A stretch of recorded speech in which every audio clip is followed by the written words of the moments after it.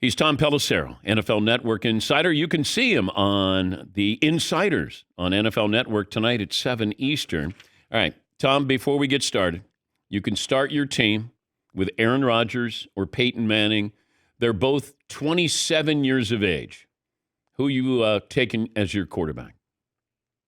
So Peyton Manning won his first MVP, I believe, at age 27 in '03. So he was very much like coming into his prime at that point. I was covering the Packers in the early stages of Aaron Rodgers' career. I was at the Green Bay Press Gazette from '07 to '09, so he was a little bit below age 27. He was coming into his MVP years there too. I think it's probably Peyton, honestly, just Mm. because the track record was there. You know, Aaron had gone the JUCO route and then had played at Cal, and they totally remade his mechanics early on. You were still finding out. Now, '09, 10, 11, he suddenly was playing at, the best level in the NFL. But just in terms of like the safety, who I feel most confident about, I'd probably say Peyton Manning. Yeah, I don't know if there's a wrong answer. Aaron, I think, was 28 when he won his MVP. Peyton, because I mentioned this, I wonder if there's going to be a bias with Lamar Jackson because he hasn't won a Super Bowl. And it feels like we sometimes base our regular season vote on or against somebody because they haven't done well in the postseason. We do this in the NBA. You know, Joel Embiid hadn't won anything, but he somehow got an MVP. Joker, they held it against him. You can't give him another MVP. Giannis got an MVP after he won a title there. So I wonder, Lamar probably with a bias against him, and then you got what's happening with Derrick Henry as well. Yeah, well, I think that's the more compelling point, Dan, is Derrick Henry. If you've got two people on the same team and you can make a cogent argument for either of them being the MVP, then is either of them the MVP or is it kind of the perfect collective? I don't think that the now everybody does it differently. I had a vote for a number of years, and then they don't let you vote when you go to NFL Network, so I lost my vote. My procedure was I just talked to every coach and GM in the league that I could and said, like, who would you vote for on all these awards? I think other people probably just vote on gut feeling or what they're seeing on the field. I know this Aaron Rodgers won 4 MVPs and he's got one Super Bowl win. Lamar's won 2 MVPs without a Super Bowl win. I think that we like the new thing. I think that's the biggest bias that we see is, hey, Cam Newton had an unbelievable year, and he did in 2015. But at no point before or after that was he an MVP level type of a player. He won in a landslide in 2015 because, it just gets boring voting for Tom Brady and Peyton Manning. Bill Belichick, I think, only won like one or two Coach of the Year awards because people get bored. They like the new thing, and then half the time the Coach of the Year, 2 years later, they're fired. Yeah, but Jared Goff, you can't play any better than he's played. In the last 6 games, these are historical numbers, and they're winning. There's efficiency. They appear to be the best team in the NFC. But it doesn't feel like Jared Goff gets mentioned when. And look, I'm not campaigning for him. I just know what he's doing hasn't been done before. So the value you get for him with your team has to be factored in as well. Jared Goff's had a really weird career, I Dan, know. when you think about it. I mean, he's the number one overall pick in 2016.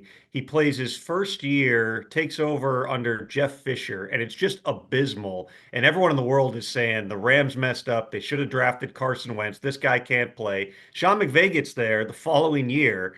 Jared Goff starts playing all of a sudden at a really high level, and there was a lot made of, the communication and how McVay was in Goff's ear and helping him through. But Jared was learning all the way through there. They go to a Super Bowl, they get shut down by the Patriots. A year or two later, McVay decides, I can't win with the guy.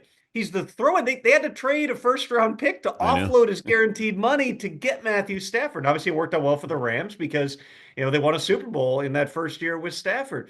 But for Goff to go from he's a joke to, oh my goodness, he's one of the best players in the league to he's a joke again, back to he's one of the best players in the league. Like, you don't see that type of arc a whole lot here. I think that, yeah, I mean, I think that some of that does perhaps get held against people. Everybody knows Ben Johnson's really good. Dan Campbell's really good. They got tons of weapons on that Lions team, but they're still going out there, they lose Aiden Hutchinson, one of the best young defensive players in the league, and it doesn't even matter because they're scoring 50 points a game. I think that Jared Goff has to be considered among the MVP candidates, even though, if you put together the Jared Goff highlight reel versus the Lamar or True. Patrick Mahomes highlight reel, Goff loses.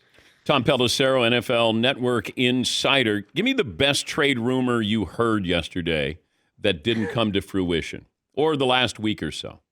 I would say, I mean, there's always, various names that pop up at different points, and there was a lot made of, the Rams stuff, which was real. I mean, the Cooper Kupp stuff, they absolutely explored it. He didn't end up getting traded. All of a sudden, they win 3 games in a row, and they're like a half game back in the division lead now.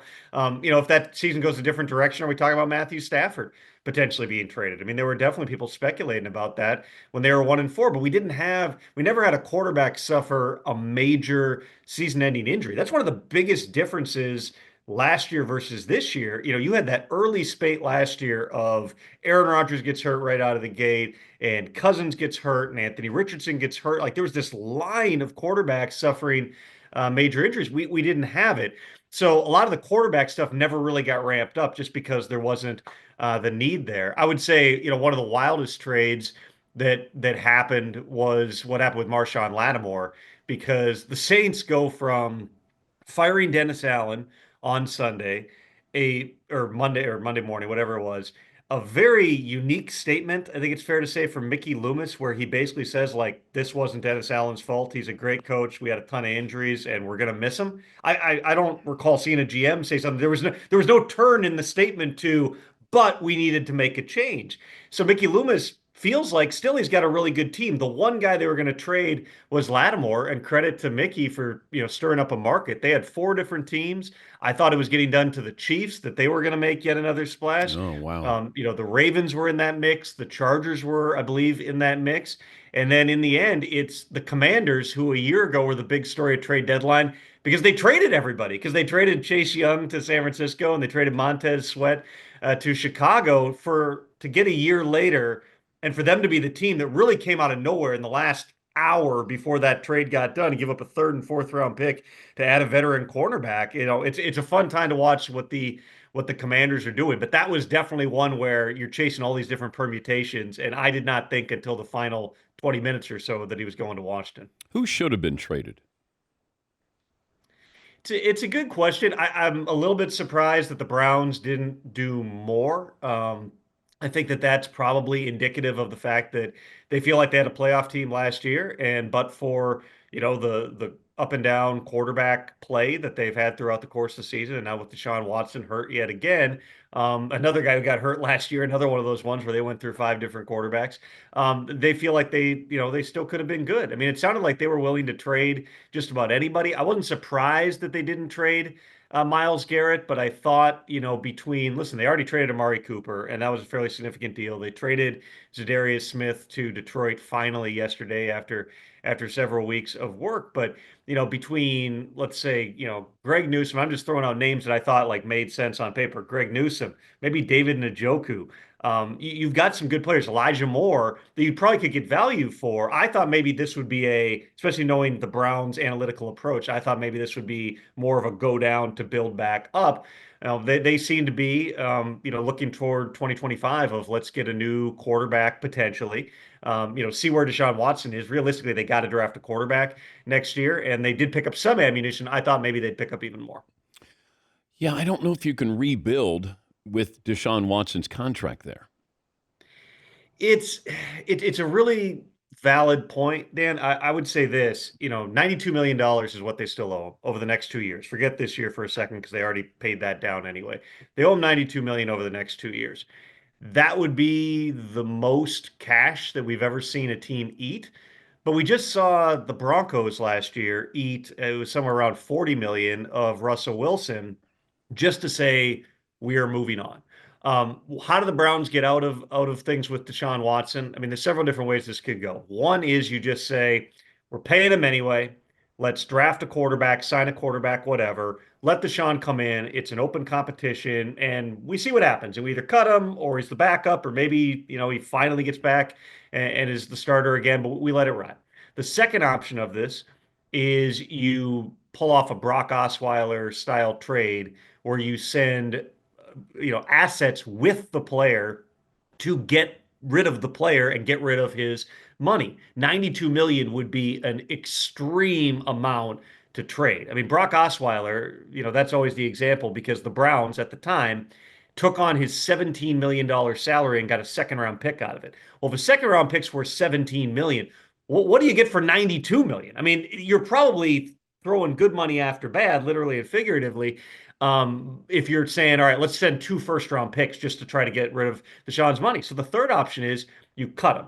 You just say, we're going to eat the 92 million. It is what it is. We're going to take it now, and Deshaun can go on to the next thing, and we are getting a clean break. That would hurt, obviously, because they put so much into this, trading several first-round picks, giving them a $2 or $3 million fully guaranteed contract, taking all the flack that they did, and a lot of it justified for making that trade at the time that they did it. But they thought they were getting a top 5 quarterback. Instead, they got a guy who on paper is the least efficient quarterback in the entire NFL, is hurt once again, and has played a grand total of, I want to say it's 19 games over the past 4 seasons combined. That's where they are. I think you can rebuild, but it's going to take a little bit of, it's going to take some pain. We've seen teams do it. The Bills did it early on when Sean McDermott and Brandon Beane were there. Just took the boatload of the cap consequences and everything else. They had a really down second year, but then, you got that thing building in the right direction. It's not impossible. It'll hurt. There's going to be pain, but it's not impossible, Dan.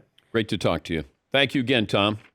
Appreciate it, as always. Tom Pelissero. You can see him, the NFL Network Insiders. That's coming up tonight at 7 Eastern.